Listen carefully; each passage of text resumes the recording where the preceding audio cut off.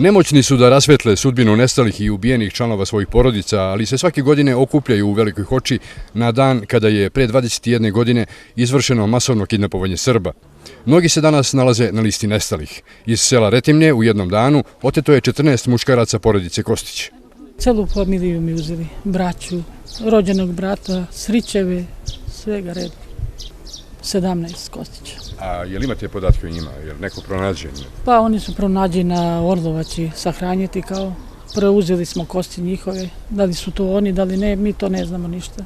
Kidnapovanje u opštini Orahovac je prvo grupno odvođenje Srba tokom sukoba na Kosovu i Metohiji 1998. i 1999. godine. Samo tokom jula 1998. u opštini Orahovac život je izgubilo 47 ljudi, a kidnapovano je i odvedeno u zatvore i logore OVK više od 100 Srba i Roma, i to pretežno civila.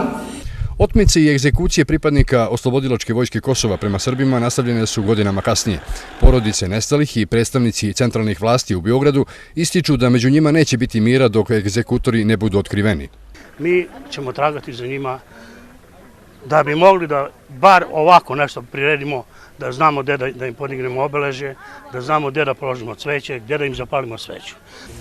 Kancelarija za Kosovo i Metohiju Vlade Republike Srbije u svakoj prilici posvećena je i saznavanju istine o svim nestalim licima, kao i procesuiranju ratnih zločina nad Srbima.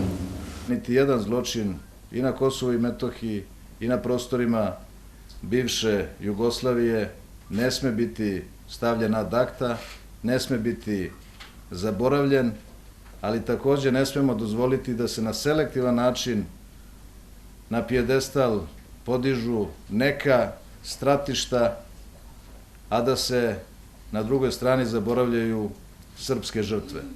Najveće stradanje Srba bilo je u selima Retimlje, Opteruša, Zočište i u samom Orahovcu.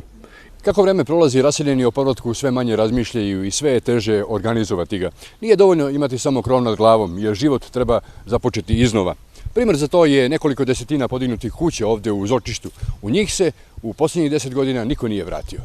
U Orahovcu i okolnim selima živjelo je preko 5000 Srba, danas ih ima manje od 1000.